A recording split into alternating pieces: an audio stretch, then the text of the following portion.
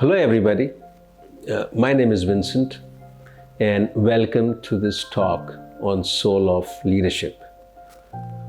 In my humble experience of working with leaders across the globe, I figured out some phenomenal traits, and these traits I attribute them as soul of leadership. Now these traits sound easy, but they're not easy to demonstrate as leadership behaviors. And not many leaders, again in my humble experience, would demonstrate this in their daily leadership practices. So hear me out, and if it resonates with you, good.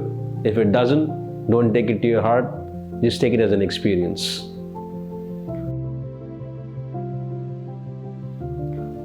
The soul of leadership helps a leader to give the leadership in a transformative style, which further helps the transactions to happen automatically. So soul of leadership, trait number one that I have found in the leaders doing this, very rare leaders doing this, is taking ownership. They take ownership of their actions. If they fail, they will also take the ownership of their actions publicly. They would not externalize it. They would not be a victim of events, people, and attribute that failure to those events. So taking ownership sounds easy, but it's very difficult to do it as a leader. Hence, this trait is rare. Trait number two, which is another rare trait of all, which I have seen very few people doing it, is they give their people a big gift. This gift is not of money or of any perk. This gift is of time and space. Can I help you? I'd like to buy some time, please. Is it for you? No, it's for my dad.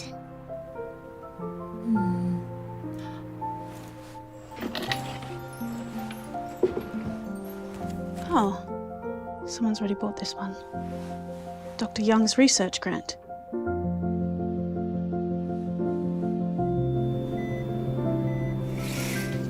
Hi.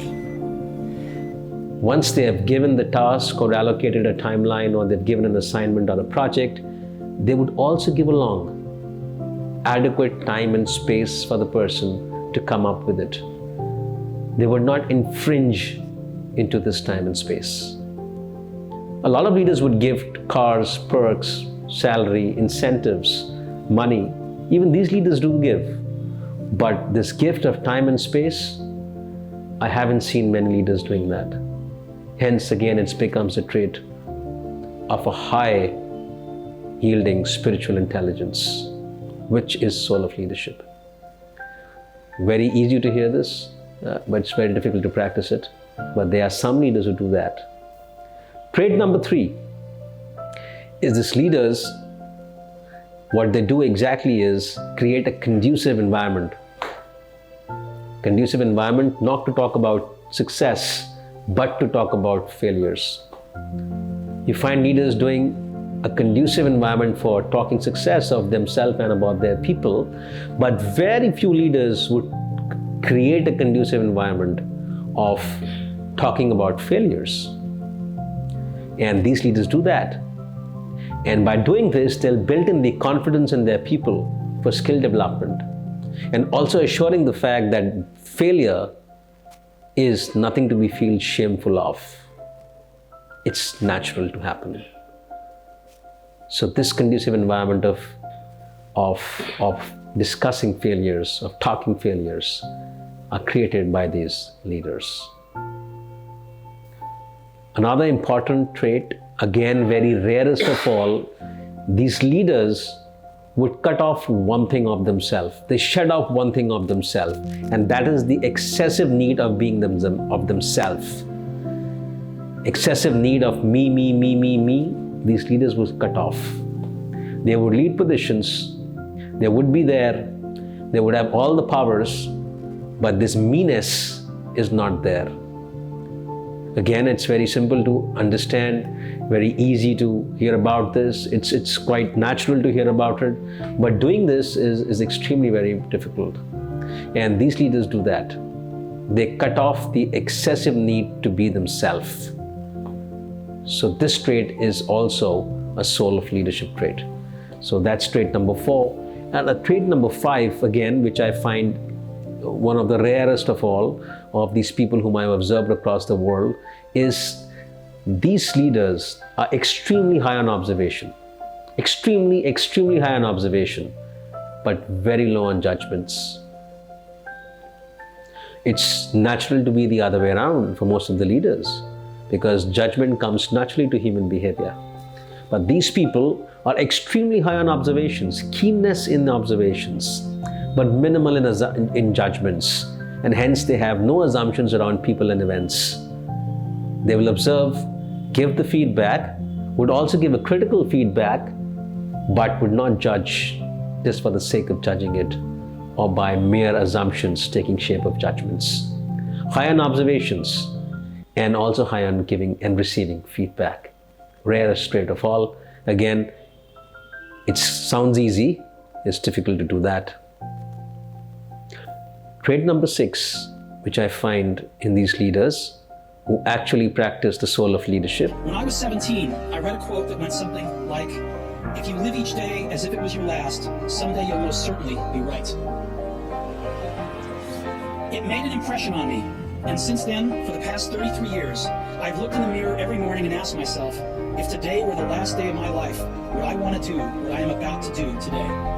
And whenever the answer has been no for too many days in a row, I know I need to change something. Don't be trapped by dogma, which is living with the results of other people's thinking. Don't let the noise of others' opinions drown out your own inner voice. And most important, have the courage to follow your heart and intuition. They somehow already know what you truly want to become.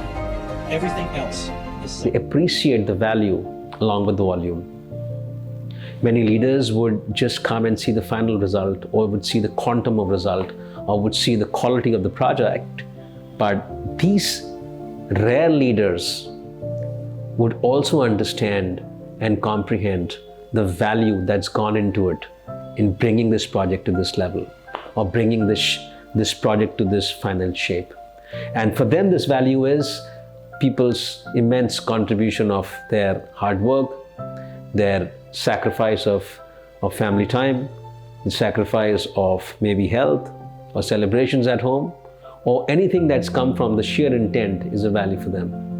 So leaders who practice soul of leadership also value the value behind the volume, just not the volume, just not the end product. Again, it sounds easy, but it's quite difficult to see being done. Finally, the trait number 7 of soul of leadership is these leaders have grounded themselves into power of silence. They schedule regular meetings with themselves.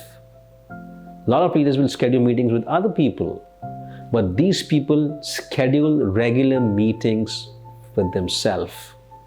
And this power of silence helps them to be a better leader every day.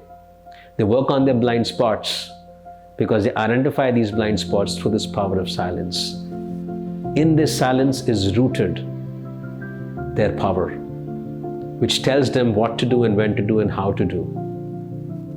Most of the leaders you find speaking, and if you speak too much, it becomes nonsensical.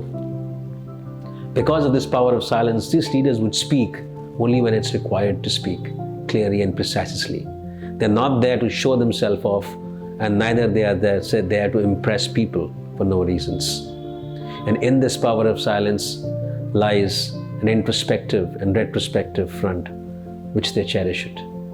And because of this silence, there is sound. And because of this sound, that they are able to lead people even in the difficult times. So these 7 traits of soul of leadership, which I feel are rare, and if you're practicing it as a leader, feel proud of it. And if you're not, I highly encourage you to practice them, because leadership is from soul. It's one of the highest tool and the spiritual intelligence that get entangles with the organizational behavior. It's always grounded in that essence. It's never transactional. It's always grounded in the soul of its leadership. Thank you so much, and be a leader who operates from the soul. Just don't be a boss. Inspire people, develop people, and be yourself grounded as a leader in soul of leadership. Thank you.